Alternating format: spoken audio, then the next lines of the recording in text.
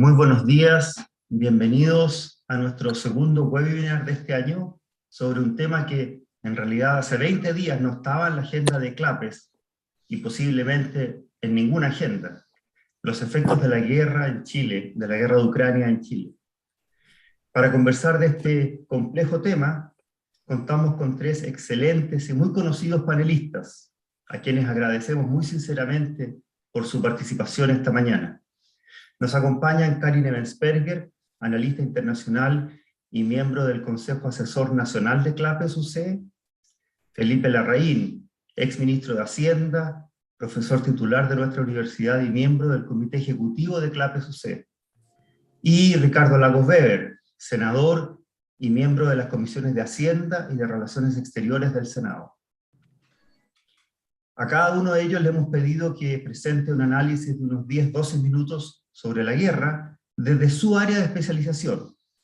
Siguiendo el mismo orden en que los acabo de presentar, vamos entonces a escuchar un análisis internacional de parte de Karin, uno más económico y los efectos de la guerra en Chile económicos de parte de Felipe, y finalmente Ricardo Lagos nos va a entregar una mirada país, un análisis sobre el cual podría ser eventualmente una política de Estado frente a la guerra, cómo Chile podría situarse frente a esta situación.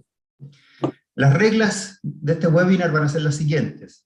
Vamos a escuchar las tres presentaciones de unos 10 minutos cada una, y luego vamos a tener 20 minutos de conversación, donde los panelistas pueden comentar las otras presentaciones y vamos a contestar las preguntas del público.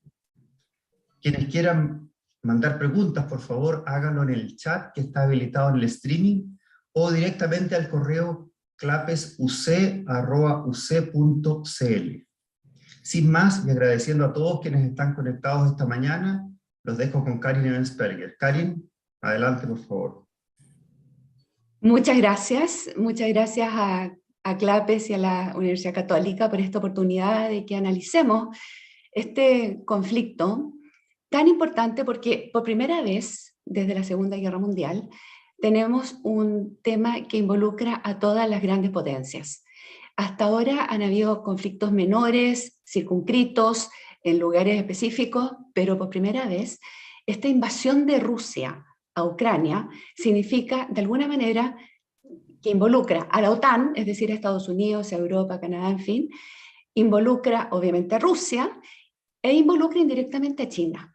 Este es un momento de un replanteamiento de toda la arquitectura de seguridad internacional de la cual después de la Segunda Guerra Mundial teníamos una pseudo unipolaridad, pensamos, con Estados Unidos muy fuerte, luego surgió China con su soft power y con su capacidad de influir en el mundo a través del comercio, a través de la ruta de la seda, lo que no significa este soft power que no esté construyendo un hard power, un tremendo poder militar también.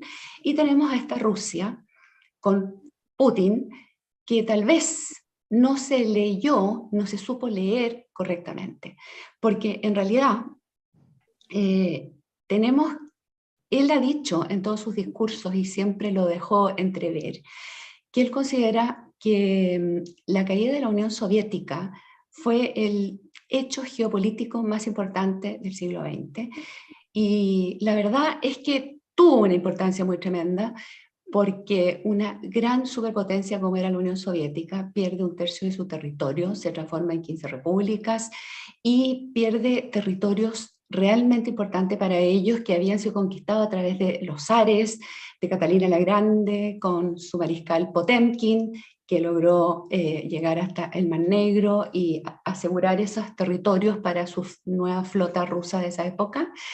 Y siempre pensamos, quienes nos interesamos en los temas internacionales, que habían ahí temas no resueltos, como el propia tema de Crimea, donde estaba la flota rusa, que había sido entregado a Ucrania por Khrushchev porque era relativamente irrelevante en esa época, porque todo era Unión Soviética. Pero cuando Rusia pierde esos territorios, uno se preguntaba cómo va a terminar esto a la larga, porque era como para pensar que esto no tenía tranquilo, sobre todo un hombre tan duro como Putin.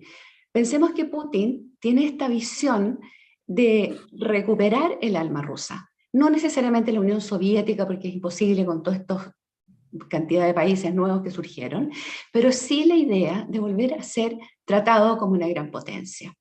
Yo creo que la pregunta grande que nos tenemos que hacer es cómo va a reaccionar, por un lado, la OTAN, por supuesto, pero también China. Si ustedes me preguntan, a mí me parece que China, por primera vez, y esto es bien atípico en las relaciones internacionales, que Rusia y China de alguna manera se estén acercando y que Rusia espere de parte de China un apoyo.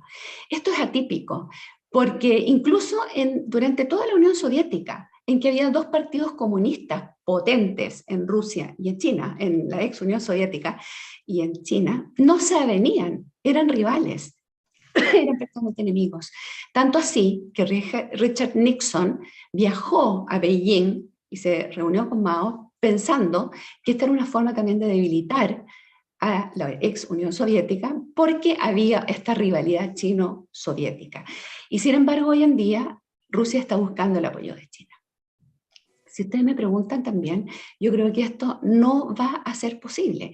Pues yo creo que China se está manejando con inteligencia en el ámbito internacional y creo que ellos leen que no les conviene cuando está todo el mundo contra Rusia en este momento por su invasión cruenta, inaceptable a un país como Ucrania. Le traería muy mala prensa y le traería puros problemas para el futuro. De modo que yo creo que China se va a equilibrar, va a buscar una inteligente equidistancia en que de alguna manera va a tratar de no ser involucrado en esto, sin embargo quiere surgir como una potencia interesante que es capaz de equilibrar el mundo, que es capaz de equilibrar estos dos centros de poder. Eurasia, que es toda esta zona donde está en este momento ocurriendo la invasión rusa a Ucrania, es muy importante. Ya de la época de Mackinder, que era un gran estratega geopolítico, se hablaba de que quien domine esa zona tiene la capacidad de ser un actor fundamental en las relaciones internacionales. Y lo que ha pasado es que realmente pienso que tras la caída de la Unión Soviética y el surgimiento de este Putin desde el año 2000, con esa certeza total de que quiere recuperar un rol importante para Rusia en el esquema internacional, creo que faltó del lado occidental una buena lectura de este personaje. Pensemos en la caída de la Unión Soviética. En esa época, Gorbachev estaba muy complicado. Gorbachev había entendido que no podía seguir con esta cerrazón de la Unión Soviética porque había nuevas tecnologías, había entrado Internet, estaban las fronteras permeables a través de la información, estábamos en la época de las comunicaciones, y él comprendió esto y empezó con Glasnost, que es una apertura, y la perestroika, que era introducirle mayor gestión a las empresas, mayor conceptos más de mercado. Sin embargo, esto significó el derrumbe, porque la gente cuando ve luz al final del túnel, esto ya lo decía Tocqueville, las revoluciones siempre pasan cuando tú das apertura, no cuando está la cerrazón total, porque la gente está sobreviviendo, pero cuando ven la posibilidad de libertad, viene la libertad, viene la búsqueda de libertad absoluta. Cae Gorbachev, pero pensemos en los líderes que había en ese tiempo en Occidente. Estaba Helmut Kohl en Alemania, Reagan en Estados Unidos y Thatcher en Gran Bretaña. ¿Y qué hicieron esos líderes? En vez de acorralar a Gorbachev, en vez de decirle, perdiste la guerra, y exigirle cosas imposibles y acorralar a este animal herido, lo que hicieron fue decirle, ¿cómo te ayudamos? ¿Cómo hacemos para que esto sea fácil, para que no haya un desgobierno total en la entonces todavía Unión Soviética? ¿Cómo hacemos para ayudar? Yo creo que ha faltado una lectura de que Putin necesitaba ser considerado, Rusia básicamente, y todo su grupo, como un actor realmente relevante en la política internacional. Esto no es justificar, al revés, encuentro indignante que en el siglo XXI, habiendo tantas formas de buscar acuerdos, conversaciones, en fin, no haya habido de parte de Putin esta búsqueda y sin embargo haya usado inmediatamente la fuerza total. Yo me siento muy sorprendida por lo siguiente. Cuando Putin ocupó Crimea, de alguna manera uno podía no justificar, pero llegar a entender, porque ahí está la flota rusa, de que esto era un tema no resuelto históricamente. Y esto quedó circunscrito, aparentemente, ya vemos que no, a Crimea. Y después cuando se hablaba del Donbass, que es esta zona de Rusia, junto a esta zona ucraniana, junto a la frontera con Rusia, donde hay una mayoría de población rusa, que eventualmente, y esto habría que haberlo leído y previsto, pero no se hizo, que podía Rusia, cuando empezó a juntar elementos militares en la frontera, que se iba a querer tomar esa parte. Pero siempre pensé, equivocadamente, que esto iba a ser circunscrito a este lugar, como había sido con Crimea. Sin embargo, estamos sorprendidos todos ante un hombre que está tratando de tomarse Kiev, que está realmente amenazando la paz mundial, que está desafiando en una forma absolutamente descontrolada y no sabemos con qué consecuencias. Creo que es un gran error que ha cometido Putin, que podría perfectamente haber negociado una autonomía para el Donbass y haber logrado mucho más presencia internacional a través de acuerdos que lo que está logrando ahora, porque las guerras no se ganan, curiosamente, militarmente. Se obtiene una victoria militar, pero luego hay que ganar la paz. Hay que tener la capacidad de poder hacer con ese triunfo militar inicial algo que sea beneficioso para aquel que inició esta guerra. Y lo hemos visto con Estados Unidos en Irak, con Estados Unidos en Afganistán, que una cosa es tener la superioridad militar y otra muy distinta es lograr el triunfo posterior, que significa la ocupación y el beneficio de esa operación. Yo creo que Rusia se está metiendo en un tremendo problema. Había una reunión de Occidente como pocas veces hemos visto. Sin embargo, sigo siendo bastante crítica de que Biden y Johnson y Macron y el mismo Scholz, que está recién asumiendo en Alemania, en fin, no hayan podido prever mejor todo esto, que se vean tan sorprendidos por lo que aquí ha pasado.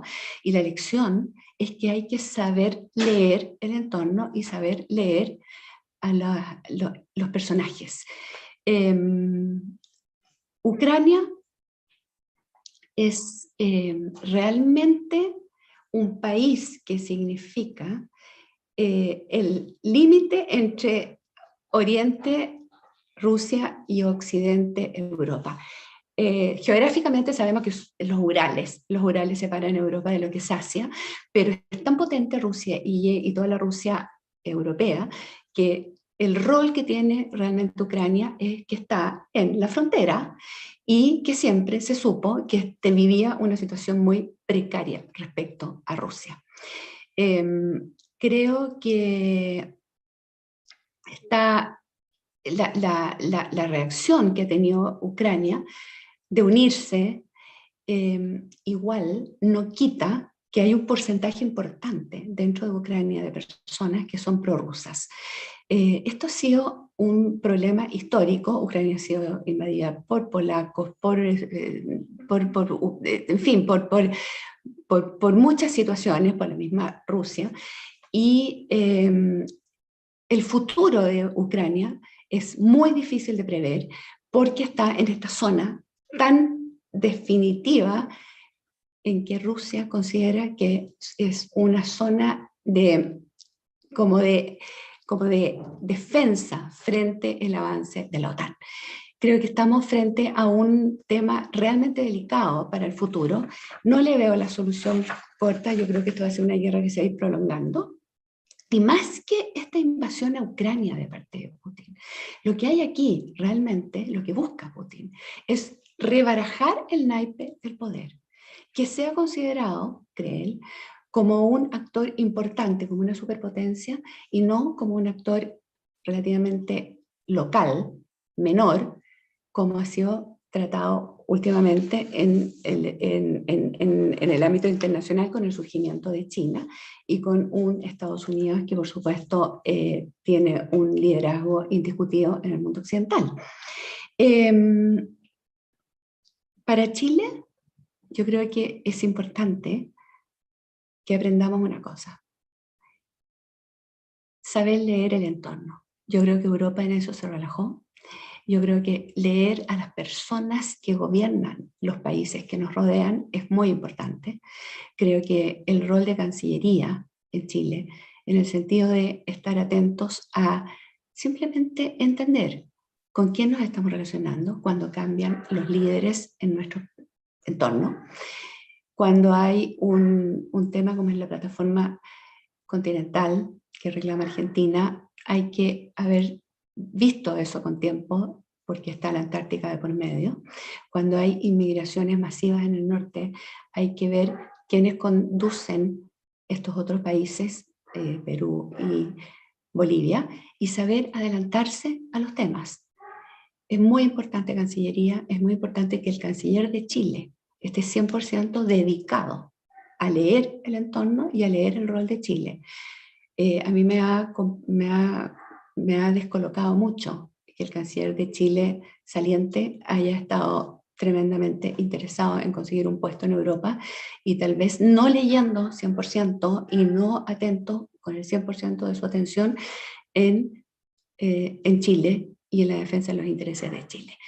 Con esto quiero redondear y le dejo la palabra a ustedes porque vamos a volver, entiendo, y sencillamente yo quise centrarme en los grandes problemas de las grandes potencias, en este replanteamiento de China como un gran actor, pero que se va a mantener en una posición más bien de soft power, de seguir influyendo a través de, no militarmente por el momento, pero sí de tomar posición como un actor tremendamente relevante a una Rusia que es un gran signo de interrogación en este minuto. No sabemos qué va a pasar con Putin, pero yo creo que está equivocado. Yo creo que no solo equivocado por las crueldades y por la invasión y por las muertes y por la guerra, sino que porque está delicada su posición interna en Rusia.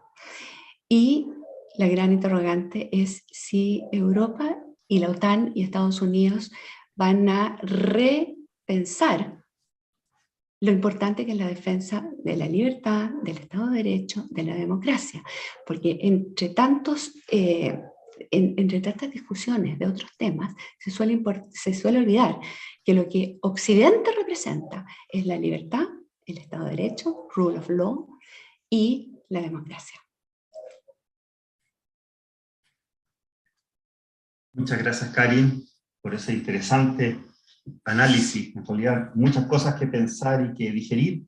Vamos a dejar algunas preguntas para más adelante. Felipe, 10 minutos, por favor. Ahora el análisis tuyo de los efectos económicos de la guerra. Muchas gracias.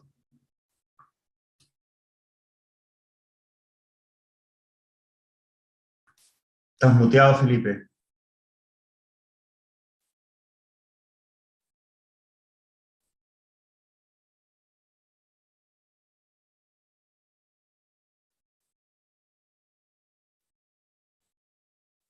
Ahí sí, ahí se escucha. Ahí se escucha, Ya. Gracias. Bueno, muchas gracias, Leonardo. Es un gusto compartir este panel con Karin Ebensperger y con el senador Ricardo Lagos Weber, con quien con ambos hemos compartido muchas cosas, y con el senador particularmente en la Comisión de Hacienda del Senado.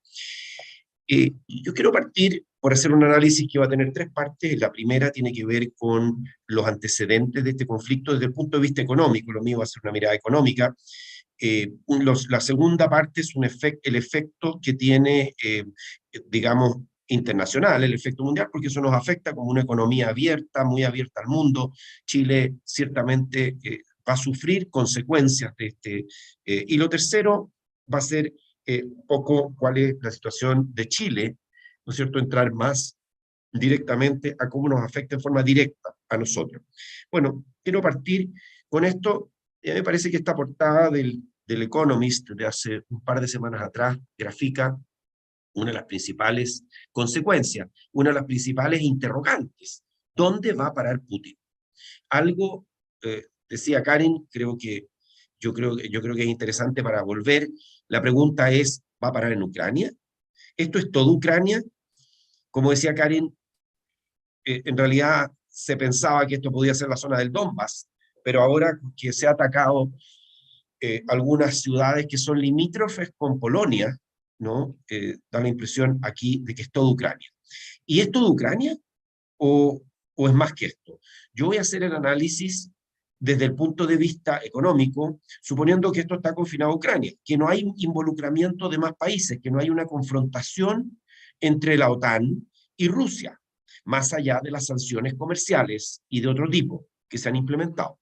Bueno, ¿qué antecedentes tenemos? Lo primero es entender un poquito, Rusia es un poquito más del 2% del PIB mundial. O sea, desde el punto de vista global, Rusia es un poder, sin duda un poder militar, pero no es una economía demasiado importante en el peso mundial de su producto. Sin embargo, hay algunos mercados particulares, y en particular en mercados de commodities y de productos energéticos, minerales, y algunos productos alimenticios donde sí es importante. En petróleo representa aproximadamente el 12% de la producción mundial, en gas natural el 16% de la producción mundial, en carbón el 5%, en cobre el 4%, aluminio, níquel el 6%, en cobre es casi el 10%, en platino el 14,1%, en paladio es el 44% de la producción mundial y en trigo el 11% de la producción mundial.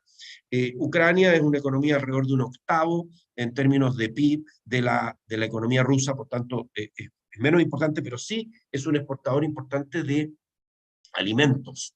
Ahora el paladio, que ha tenido un rally de precios significativo, el paladio se usa en convertidores catalíticos, en algunos productos electrónicos y en joyas. Tal vez algunos llevan joyas y no saben que tienen paladio, pero tienen paladio.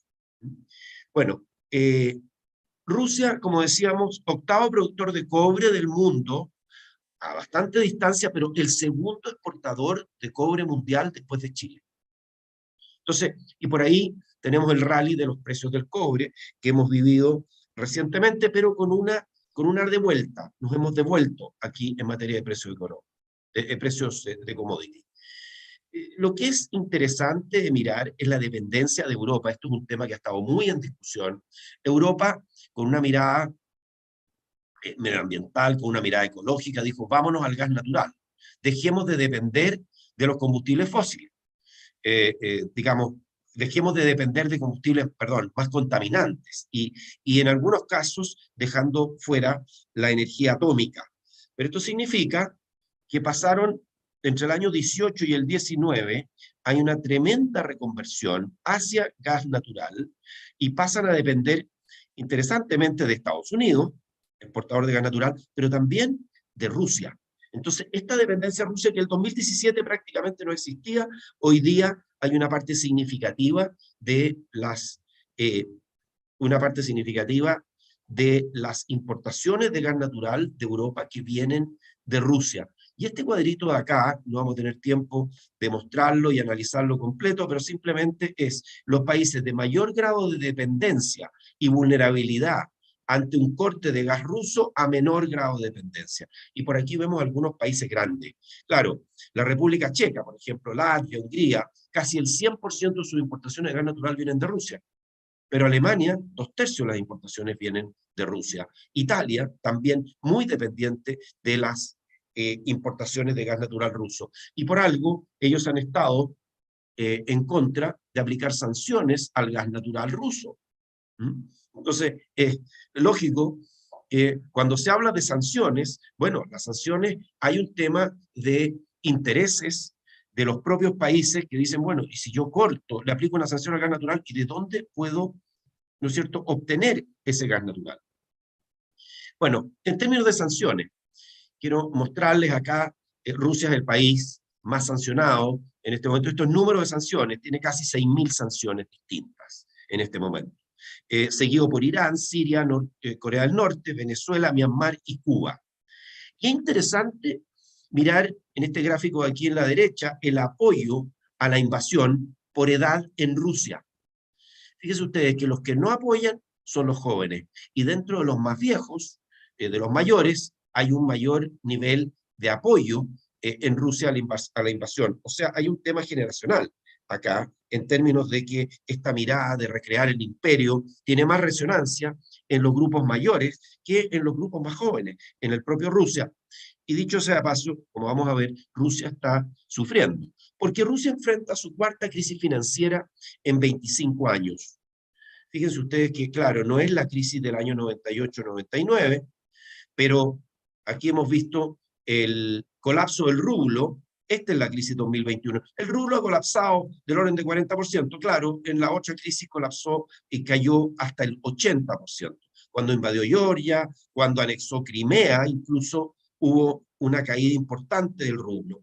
Por lo tanto, acá estamos en un riesgo de default, o sea, de moratoria de su deuda soberana elevadísimo, a tal punto que las principales clasificadoras de riesgo ya han rebajado la clasificación de Rusia.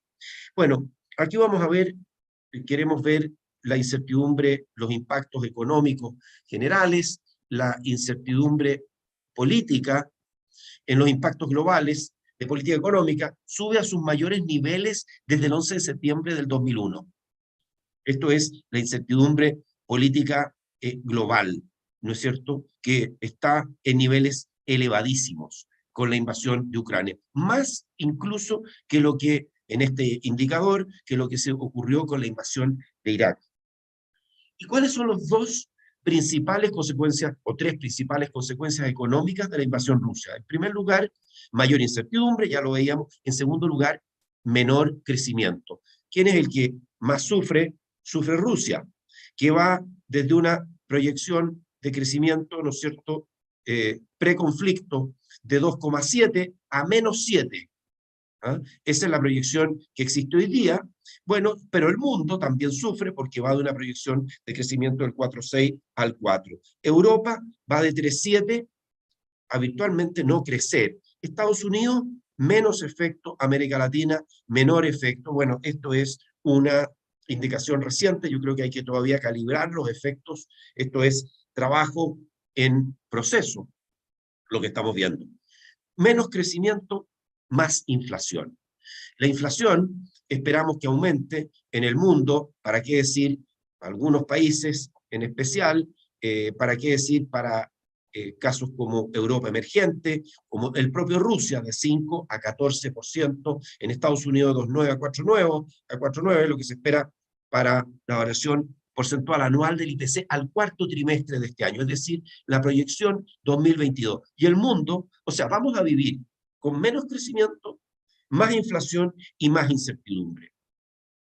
Y con un riesgo de recesión en algunas de las principales economías. Aquí lo que ustedes pueden ver es la relación que existe entre los saltos en el precio del petróleo, que está aquí en verde, ¿no es cierto?, y estos rectángulos grises, que son los periodos de recesión en Estados Unidos. Casi en todos los episodios anteriores, no en todos, en que ha habido un salto importante en el precio del petróleo, ha habido una recesión en Estados Unidos. Y esto, por supuesto, que nos preocupa. Ahora, hagamos un ejercicio de economía ficción. ¿Qué pasaría en este momento? Ayer cayó el precio del petróleo, por una extraordinaria volatilidad cayó más cerca de los $100. Pero ¿qué pasa con un precio de 120? Con un precio de 120, el IPC norteamericano superaría el 8%. Y si el petróleo se va a $200, la inflación superaría el 10%, lo cual es un 10% en Estados Unidos, lo cual es un escenario de grave efecto de esta crisis generada por la invasión rusa. ¿Qué medidas tomó Rusia? Bueno, frente al colapso del rublo, que ustedes ven aquí en el lado izquierdo, el Banco Central ruso, Banco de Rusia, aumentó su tasa de política monetaria en 1.050 puntos base. Esto es inédito, ¿eh? Para detener la caída del rublo ¿no es cierto?, lo aumentó de 9,5% a 20%, de una, no gradual, ¿ah? De una. Esto es el efecto que ha tenido en Rusia, donde la gente está sufriendo, pero los que sufren y protestan son reprimidos, como sabemos. Bueno, ¿y qué ha pasado frente a este escenario? JP Morgan advierte que Rusia se encamina al colapso económico similar al de 1998. Fitch hace una reducción en la clasificación de riesgo de Rusia a C y dice que un default de deuda soberana es inminente. Bueno, y en general todas las clasificadoras de riesgo, otras están llevando a Rusia, ¿no es cierto?, a una reducción de su clasificación de riesgo. Altas tasas de interés, mega depreciación de la moneda, downgrades en la clasificación de riesgo, y esto lo está sintiendo el ciudadano común a través de mayor inflación, menor poder adquisitivo. En materias primas, las negociaciones han producido un cierto alivio en los mercados de las materias primas. Y ustedes ven, por ejemplo, en este índice de precios de gas natural, los precios de gas natural llegaron, ¿no es cierto?, a 200, por ahí por 225, y hoy día están en 155. O sea, había una caída. Por supuesto que no estamos en los niveles pre-invasión. En términos de el trigo, también ha habido una moderación en los precios, pero todavía estamos con un aumento significativo. Durante la última semana hay precios que han caído. Si ustedes se fijan, que han caído respecto a la semana anterior. Aluminio, trigo, cobre, gasolina, gas natural, el crudo, petróleo, ¿no es cierto? En fin, hay otros que han aumentado, como el caso del níquel, que veíamos que es uno de los bienes, de los minerales que produce fuertemente Rusia. Bueno, y terminamos con los impactos más directos en Chile. En primer lugar, Rusia, desde el punto de vista de nuestro comercio exterior, Rusia es un destino relativamente no tan significativo dentro de nuestras exportaciones totales. Nosotros, nuestros principales socios son China, Estados Unidos, Japón, Corea del Sur y Brasil. Esos son los top 5 para Chile. Bueno, Rusia está en la posición número 20, si ustedes ven acá, con 621 millones de exportaciones. No es dentro de exportaciones globales chilenas, exportaciones totales del orden de 95.000 millones, esto es como el 0,65 de las exportaciones totales. No alcanza a ser el 1% de las exportaciones totales de nuestro país. Pero esto está concentrado fundamentalmente, alrededor de la mitad de estas exportaciones son salmones, ¿no es cierto? Entonces, claro, hay algo de vino embotellado, hay algo de fruta y algo de productos mineros en 2021, pero lo más importante, hay relativamente fácil de redireccionar algunos de estos envíos. Por ejemplo, cobre, que es un bien que se puede redireccionar fácilmente a otros mercados. Hay otras cosas que son más específicas, que son más difíciles en el caso de algunos productos industriales. Pero el tema central, desde el punto de vista más directo comercial, es el tema del salmón. Y con casi 300 millones de dólares de exportaciones, Rusia es el cuarto destino de las exportaciones de salmón. Y no es solamente que no haya mercado, sino también es la posibilidad de cobrar, luego de las sanciones económicas que se han impuesto a Rusia. Por lo tanto, aquí hay algún tema para Chile, que es cómo redireccionar algunas de sus exportaciones que van a este mercado. En términos de nuestras importaciones, Rusia es el origen número 44, o sea, en ranking, Rusia es el país, el 44º país desde el cual importamos.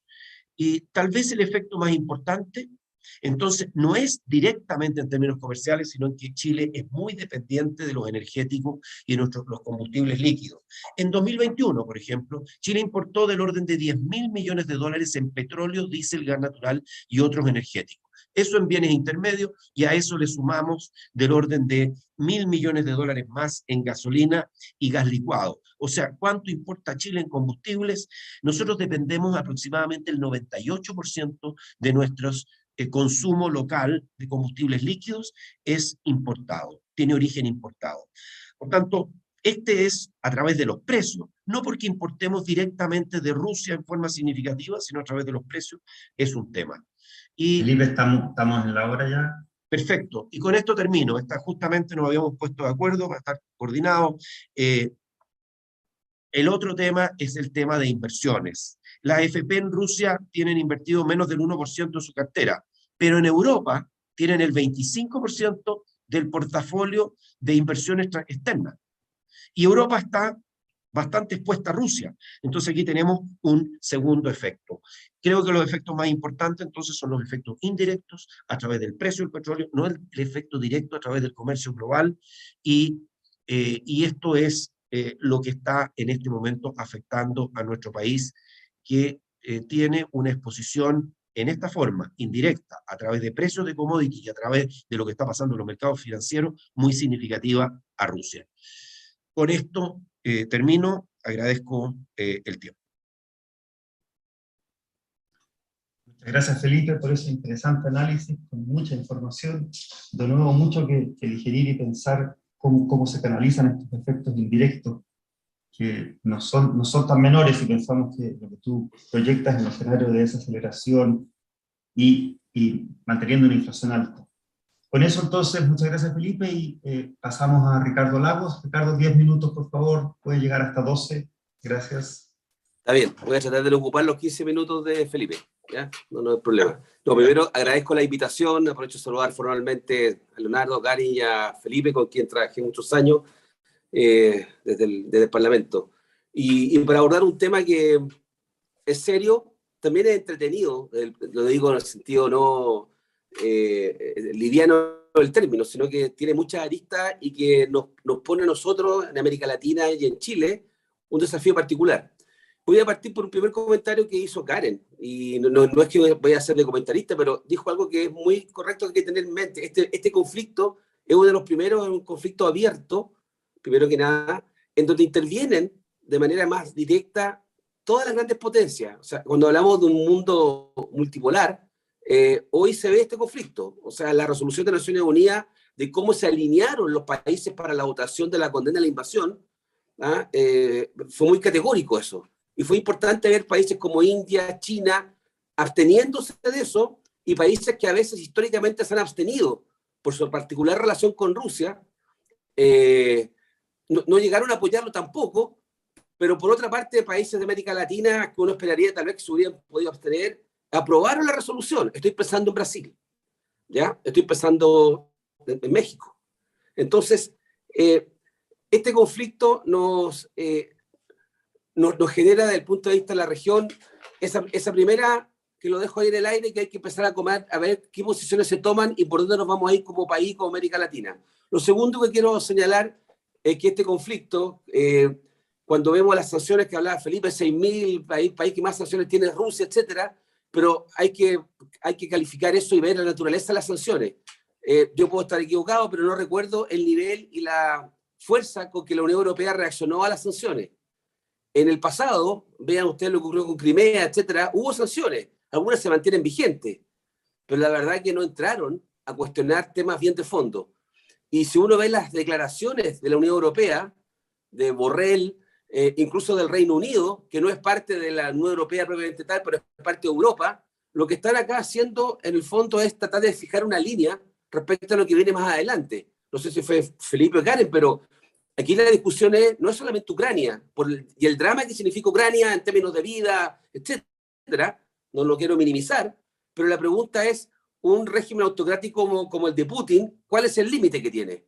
Se hizo a la vista gorda, para ponerlo en términos, con Crimea el año 2014, a partir de las revueltas que hubo de más de 3 meses en Ucrania, cuando el presidente ucraniano de la época, que era prorruso, estuvo a punto de firmar un acuerdo de asociación económica con Europa, y Rusia le dijo, usted no puede hacer eso, y el día de la firma el presidente ucraniano se negó a firmar. Y eso fue el origen de una revuelta de 3 meses.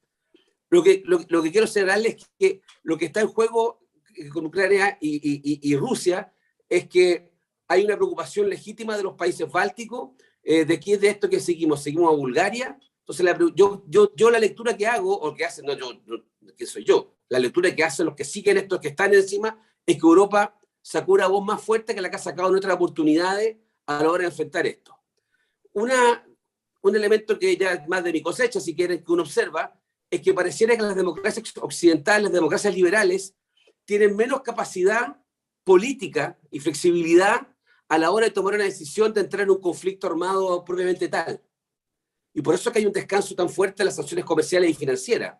Creo que nuestras democracias no están en condiciones, o es muy difícil plantearse entrar en un conflicto armado. Putin va y envía tropas. Lo han hecho en el pasado en Afganistán, lo ha hecho Estados Unidos en el pasado, pero yo no veo hoy una capacidad de que ciertos países están dispuestos a sacrificar vidas propias en función de defender ciertos principios. Tal vez correctamente, porque tal vez impiden una debacle mayor. Lo que quiero plantear es que hay ciertas restricciones que operan las democracias nuestras que no están ocurriendo en otros países más autocráticos, o en donde el control sobre la ciudadanía es tan fuerte o tan grande que tiene mayor espacio, tiene un mayor espacio para poder tener una política tan agresiva como la que está teniendo Putin. Y la contención que tiene que hacer Europa o el mundo occidental de las democracias occidentales se hace más difícil por estas razones. No minimizo nada las gestiones que hagan los mandatarios, y me parece bien lo que ha hecho Macron, pero Macron también tiene una reelección en octubre. Y el presidente Biden tiene que pensar en su reelección. No es que yo lo estoy justificando, pero creo que hay un elemento de política interna que está ausente en esta discusión en países como Rusia, o tal vez en regímenes más autocráticos, que vemos varios de esos en Asia, Europa del Este. Me quiero ir acercando acá entonces a nuestra región y a Chile. Las consecuencias económicas sí, las podemos aplicar a sanciones comerciales. El presidente Boric, en una entrevista reciente, creo que ayer o anteayer, señaló que Chile iba a apoyar las sanciones comerciales que se aplicaran contra Rusia en los organismos internacionales, dijo. ¿Ya? Entonces, ¿vamos a tener una voz en eso? Me parece que sí. Ahora, la pregunta es las consecuencias para Chile, y lo decía Felipe, pero creo que hay que resaltarlo mucho. No nos impactan directamente porque vamos a dejar de exportar salmones o cobre, porque podemos encontrar mercados alternativos para aquello, en particular dados los volúmenes que exportamos. Son las consecuencias indirectas. Esas son las que a nosotros nos van a generar un problema grande. Y no sé, y esta otra reflexión, no sé si nosotros, me incluyo, en el día a día estamos internalizando los impactos de este conflicto. La cobertura que se ha hecho de la guerra, sí, se favorece por el tema de las redes sociales, la facilidad de comunicarnos a nivel global que tenemos hoy día, en donde se despachan periodistas chilenos a cubrir el conflicto en Polonia o el mismo Kiev, y tenemos transmisiones en directo o casi en directo, comentando todo tipo de situaciones que lo hacen un conflicto que lo acerca a nosotros, pero creo que nos acercan las consecuencias que tiene.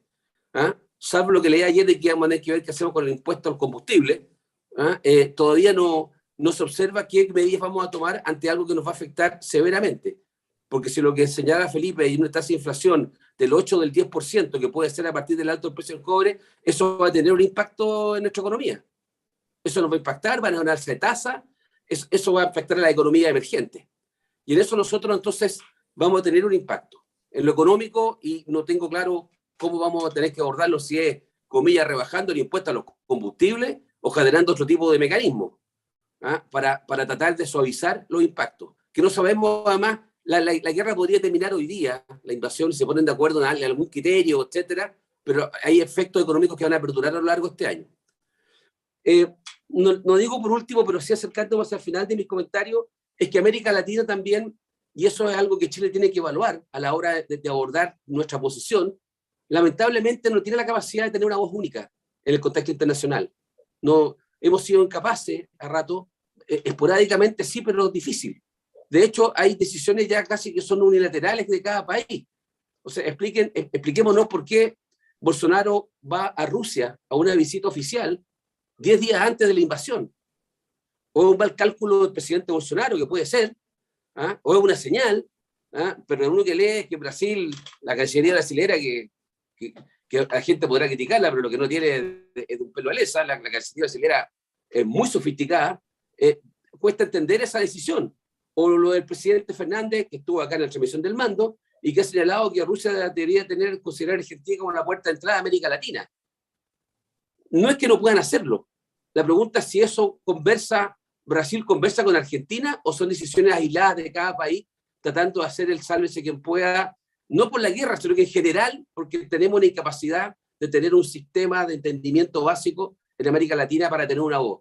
En la medida que América Latina no tenga una voz más fuerte y más cohesionada, y en esto incluyo a México, cuando hablo de América Latina, incluyo a México, va a ser muy difícil que la región sea considerada.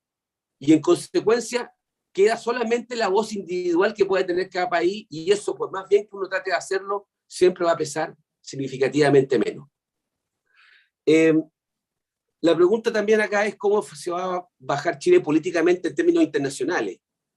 Y yo creo que acá nosotros tenemos que adecuarnos a este mundo multipolar. Creo que Chile no debe abanderarse con un país o un bloque determinado, sino con principios determinados. Con principios determinados. Por más difícil que la tenga Naciones Unidas, es la única instancia que nos queda, en donde tenemos un piso mínimo de valores compartidos, al menos en el papel, y para la gran mayoría que lo creemos. ¿Ah? Y ahí está entonces, creo que nuestro fuerte, y eso es lo que tenemos que tratar de replicar a nivel de la región de América Latina, de tratar de no solamente descansar en la lógica de Nueva York y la Asamblea General, sino generar ciertos principios básicos que, teniendo gobiernos o gobernantes de distinto color político, nos den un mínimo marco como el que tiene Europa. Europa no es de un solo color político. ¿Ah? Yo lamento lo que ocurrió con el Brexit, pero en el resto de Europa, que tienen gobiernos de distinto corte político y que hay mucha alternancia en Europa, tienen una base sobre la cual trabajar y operar, que trasciende esas diferencias. Y eso, lamentablemente, en América Latina estamos al debe.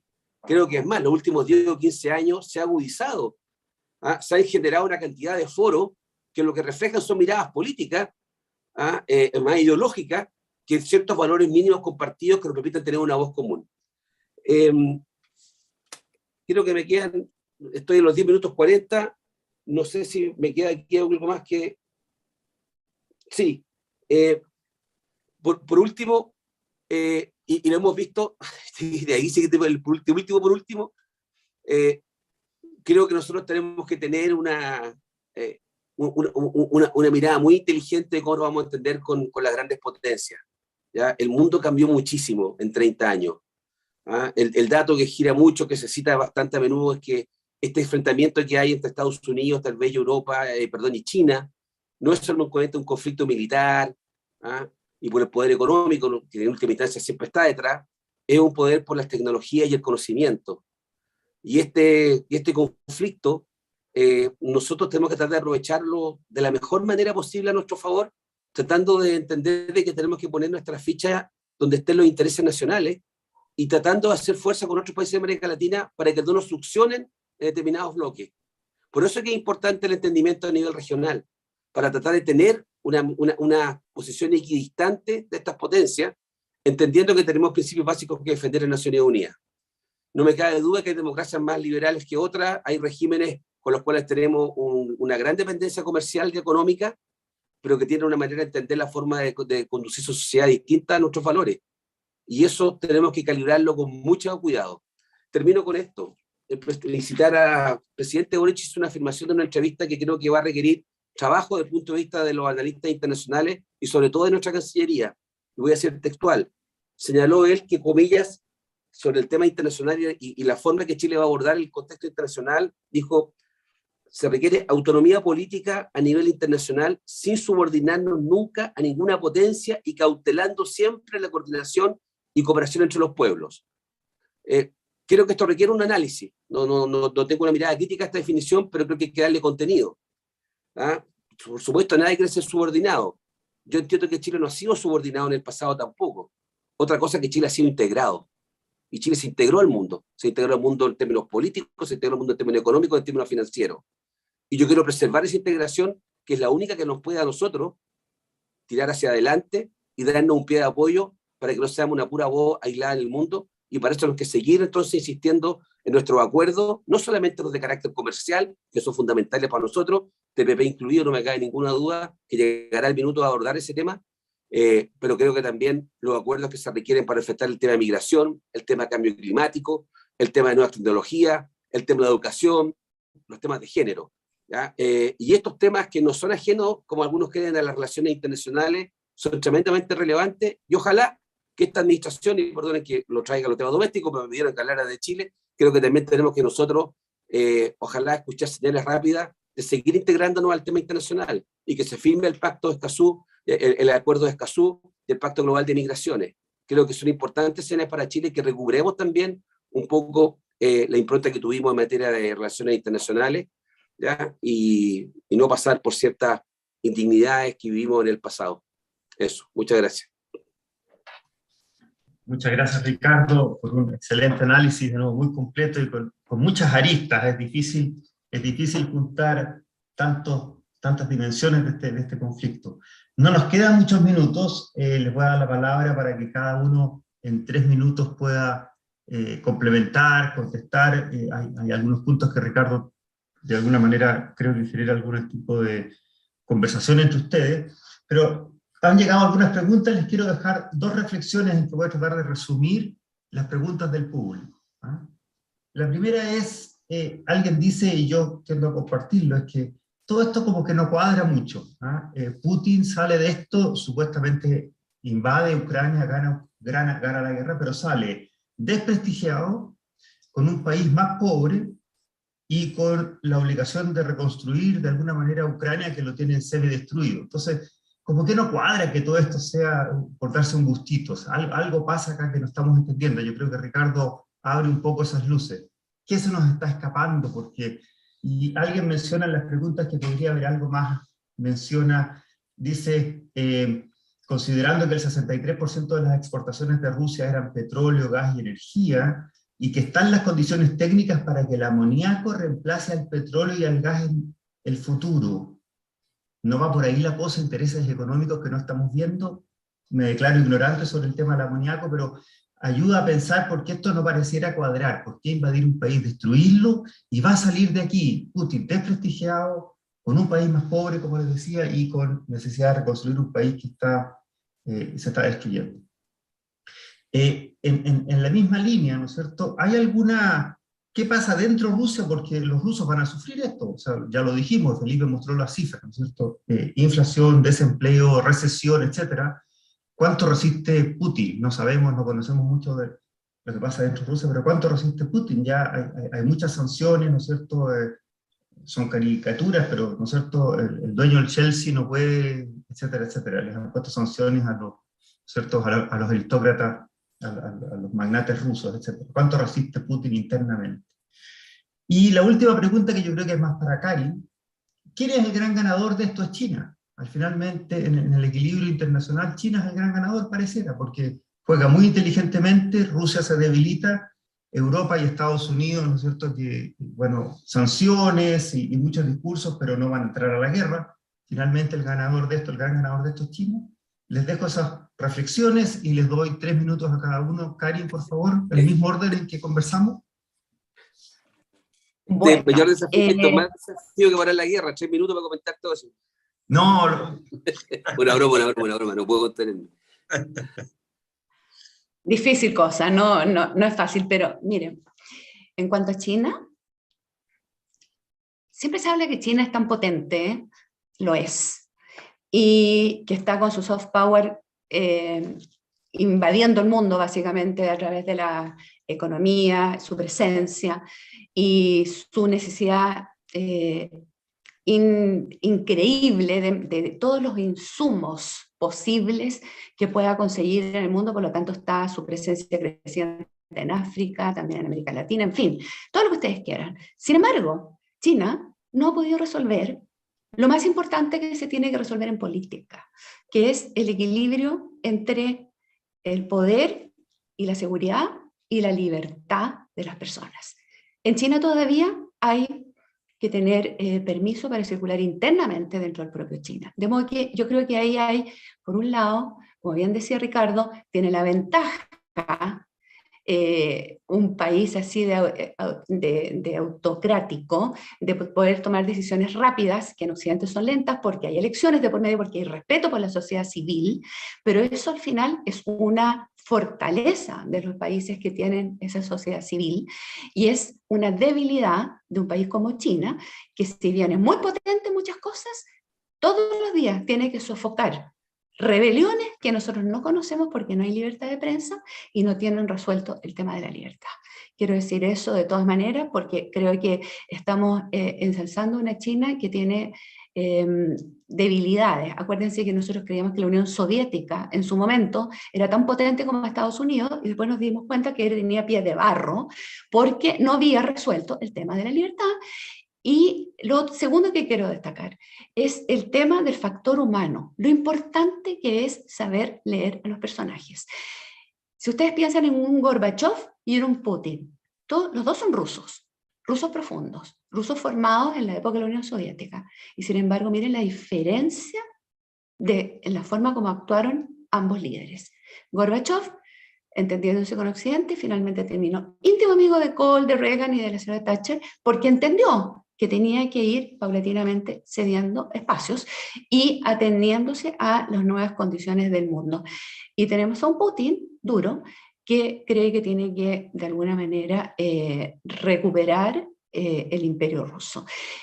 Esto también es válido, Ricardo, quiero contestarte un poco, Ricardo Lagos, en el tema de Latinoamérica. Encuentro mucha razón en que es una debilidad latinoamericana, que nunca hemos podido tener una cierta unión para juntos enfrentar desafíos de las grandes potencias. Piensen en Europa, que después de tremendas guerras mundiales, sin embargo, liderados por Francia y por Alemania, han logrado tener una unidad que es notable, la Unión Europea. Esto tiene que ver, una vez más, con los factores humanos. Tenemos que ver qué tipo de líderes eligen en nuestros países vecinos y qué posibilidades tenemos de entendernos de repente con personas como en su momento Evo Morales. En fin, no quiero seguir mencionando porque lo que queremos es unir Latinoamérica y no dividirnos, pero cuando tratamos de tener un acuerdo del gas con Argentina, miren cómo terminó. Entonces, sí, yo insisto que hay que tener las mejores relaciones posibles con nuestros vecinos, pero mientras nosotros estábamos recibiendo a miles de peruanos que buscaban mejor forma de vida en Chile, sin embargo, al mismo tiempo en Perú estaban urdiando una demanda contra Chile en La Haya. Entonces, no está fácil la cosa. La importancia de las fronteras seguras. Las guerras no son desastres naturales, son provocadas por personas. Y por eso la lectura del entorno, la lectura del tipo de gobernantes que hay en los países con los cuales queremos tener las mejores relaciones y tenemos lindos discursos de unidad y recibimos a todos estos personajes que vienen cuando cambian los gobiernos, y a mí me tocó estar sentada al lado de Evo Morales, tengo hasta la foto con él cuando asumió el presidente Piñera. Sin embargo, al poco tiempo estábamos en La Haya. Entonces, lo que les quiero decir con todo esto es que al final el factor humano, hay que leer el entorno, hay que ver qué tipo de personajes están gobernando, qué tipo de populistas están en los gobiernos que nos rodean. Y en ese sentido, en lo chico y en lo grande, también a Putin había que haberlo leído mejor, creo yo. Y el factor humano, nunca perderlo de vista. Con eso cierro. La historia de la humanidad, desgraciadamente, es la historia de las guerras. Atroz, pero así es. Hay siempre tensiones, conflictos, y hay que prevenirlos. No son desastres naturales, repito, son provocados por personas. Si nosotros tenemos una Cancillería atenta a lo que está pasando en el entorno, vamos a tener mucho mejores posibilidades de entendimiento, porque no nos vamos a hacer falsas expectativas. Y yo creo que el resumen de lo que está pasando en el mundo es que los grandes personajes tienen que ser bien analizados, porque al final toman las decisiones, y como bien dijo Ricardo, las toman sobre todo los que tienen un poder ilimitado. Nosotros hablamos de que Biden está debilitado en Estados Unidos porque, claro, está oyendo la sociedad civil, hay tensiones en Estados Unidos, está preocupado su sociedad civil. Las peores críticas que se le pueden hacer a Estados Unidos están dentro de Estados Unidos, no vienen de afuera, y oyen esas críticas. ¿Eso es debilidad? No sé, de repente también es fortaleza. En China no se oyen las críticas, pero las hay.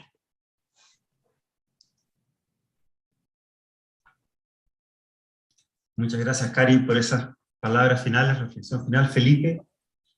Sí, bueno, mira, la pregunta que se hacía Putin sale desprestigiado. ¿Cómo calza todo esto? La verdad es que yo creo que aquí tiene mucho que ver con lo que dice Karen, es con tratar de leer a las personas. Cuando un líder quiere, si él tiene otro tipo de variables, él creo que calculó equivocadamente. Calculó equivocadamente dos cosas. En primer lugar, interpretó equivocadamente la respuesta que iba a tener en Ucrania. Él pensó que iba a ser un paseo por el parque y que iba rápidamente, ¿no es cierto?, a caer toda Ucrania, y resulta que los ucranianos se han defendido como realmente en forma muy valiente y con mucha fuerza, y no le ha salido nada de fácil. Hoy día estamos en el día, no sé, vamos para los 20 días de conflicto y todavía no tiene el control de Ucrania, no ha logrado que el gobierno caiga como era su intención original. Entonces, calculó mal ahí. Y calculó mal también en que tal vez pensó que iba a haber una división en Occidente y Occidente ha estado clarito. O sea, Rusia se ha quedado solo. Y China, también lo decía Karen, China es muy pragmática y no se va a meter en un conflicto donde tiene poco que ganar y mucho que perder. Entonces, yo creo que desde ese punto de vista es más bien el sueño de recrear el imperio, su rol en la historia, volver a la grandeza de Rusia, que es algo que es atractivo para los nacionalistas. Pero con eso sufre, pero lo que ha hecho es que va a sufrir muchísimo el pueblo ruso y ya lo está haciendo. Entonces no es esto que va a sufrir en el futuro, ya están, la inflación está ahí, la depreciación del rublo, ¿para qué decir lo que están sufriendo los magnates que descubrieron, los magnates rusos, la élite rusa, muchos de ellos descubrieron que había un problema con la invasión, la pérdida de vidas humanas cuando les confiscaron los yates. ¿Ah? Ahí se volvieron muchísimo más sensibles, ¿ah? Cuando les confiscaron los yates, las propiedades, la dificultad de moverse, ¿no es cierto?, las visas, ahí les bajó toda la sensibilidad, ¿no es cierto?, a los sufrimientos de terceros por su apoyo al Kremlin. Y también Occidente pierde. Si esto de las sanciones no es gratis, a nosotros también nos cuesta. Estamos con una situación, un peligro de estanflación en la economía mundial. Estamos, y en particularmente en Chile, vamos a tener como un efecto adicional, además de todos los otros elementos con los cuales tenemos que lidiar, como por ejemplo la tremenda desaceleración de la economía chilena en este año. Vamos a tener un efecto adicional que quién sabe no cueste tranquilamente un punto de crecimiento o más en términos de la recuperación del empleo y otro. Entonces me parece que aquí todos perdemos. Este es un juego de suma negativa. No es que unos ganan y otros pierden.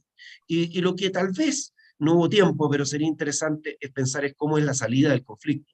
Porque la salida del conflicto no es con la derrota completa de una de las partes. Aquí no se puede pensar que Rusia va a querer salir de Ucrania en forma voluntaria después de todo lo que ha hecho, diciendo no, y también pensar que Rusia va a estar dispuesto a pagar por la reconstrucción de Ucrania, también me parece que es wishful thinking, es pensar demasiado bien. Así que creo que tenemos otro elemento y con esto lo dejo acá para no extenderme más. Gracias, Leonardo.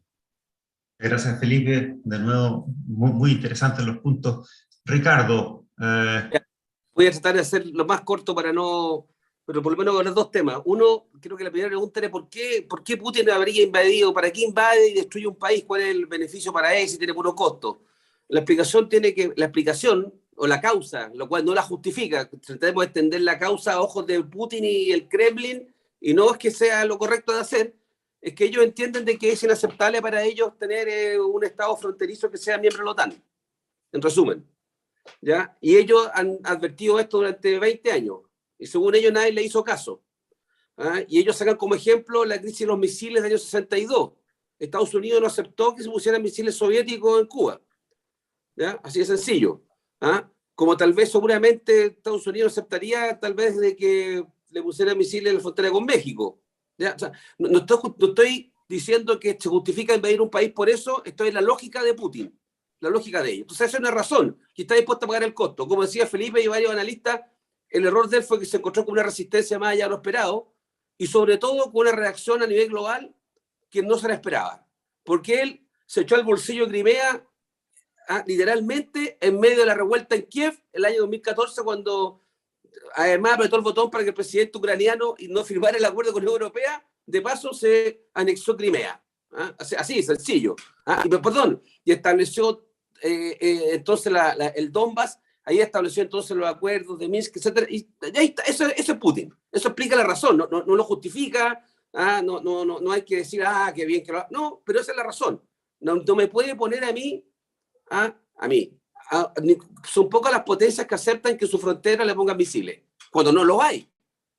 Si usted tiene entre China e India ya hay una frontera, y entre China y Rusia hay una frontera, pero eso ya estaba. La pregunta es si a partir de fuerzas adversarias tú aceptas que esas fuerzas adversarias a un país que no cuenta con esas fuerzas se introduzcan al lado de tu frontera, se establezca con una amenaza. Eso es lo que explicó este conflicto. Y por eso es que algunos sostienen de que Occidente también tiene, no sé, la palabra responsabilidad, pero tal vez su falta de autorregulación, de no presionar para que OTAN se incorporara. Y por eso es que el conflicto yo creo que no va a terminar, este conflicto Putin no lo va a terminar hasta que no le dé garantía de que Ucrania no va a ser parte de la OTAN.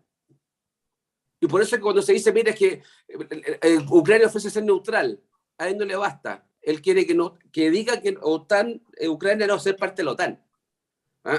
Por eso yo creo que esto es un conflicto que tiene para rato, y bien dramático. Por último, quiero volver al tema, y aquí termino, para el tema de cuidar las relaciones internacionales de Chile.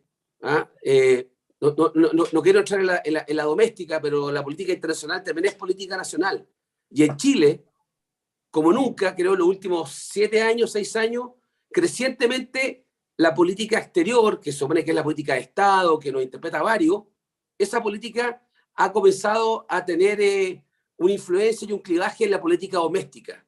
Y creo que un tema es, por ejemplo, los acuerdos comerciales, el TPP, que genera un tema político interno, más allá si es correcto o no, si hay fake news o no, los hechos que hay un hecho político, que generó una decisión de política exterior, se tradujo en un tema doméstico.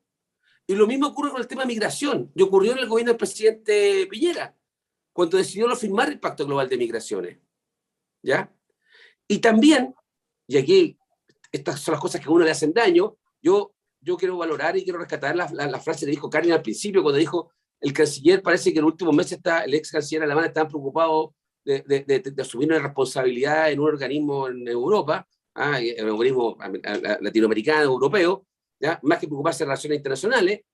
Bueno, yo creo también de que cuando uno no firma el Pacto Global de Migración y no lo suscribe, o cuando lidera el acuerdo de Escazú y lo deja tirado 4 días antes, creo que nos genera un daño. O cuando hablamos de una intervención en asunto y un presidente va a un tercer país para asusar un conflicto en otro país, léase un presidente chileno, va a Cúcuta, en Colombia, y genera un conflicto mayor con Venezuela, creo que no nos ayudó desde el punto de vista de nuestra política exterior. ¿Me explico? Creo que esa imagen no fue buena. Y eso yo creo que hay que revertirlo. No es fácil. Pueden haber otros errores de otras administraciones, pero las que les estoy contando ocurrieron ahora, y sobre eso creo que no hay dos opiniones. Creo que eso nos generó un daño en nuestra política exterior. Y eso que yo espero que acá lo recuperemos y no se cometan errores. Y como señalé cuando leí esa definición textual, la tomé de la intervención, de la declaración que hizo el presidente Boric, es importante que la Cancillería le ponga contenido a esa declaración, ¿ya? Para entender bien cuál va a ser la aproximación que tenemos en relaciones internacionales. No sé si se me queda algo más, pero no, yo lo voy a dejar hasta acá, porque la verdad es que podría hablar horas, pero tampoco no es tan importante. Muchas gracias, Ricardo. De nuevo, material de tarea para pensar y seguir elaborando. Estoy cierto que esto va a durar, estoy consciente de que, desgraciadamente estoy de acuerdo con Ricardo que esto puede durar. Ojalá este hubiera sido el primer y único seminario sobre el tema, posiblemente no va a ser el caso. Les agradezco muchísimo a nuestros panelistas, Karin, Felipe, Ricardo, por su tiempo y su preparación para todas las ideas que nos han aportado. Hay mucho que seguir pensando y masticando. A nuestras audiencias, quienes se conectaron, muchas gracias. Hacemos un esfuerzo por respetar el tiempo, así que los temas siguientes los dejaremos con próximo seminario, a los que los estaremos invitando. Muchas gracias a todos y que tengan un buen día. Muchas gracias, que estén muy bien. Chao Felipe, chao Eduardo, chao Karin, gracias. Chao, Adiós. A Ricardo, ustedes, Cari. muchas gracias. Seguimos en la lucha. Eso es.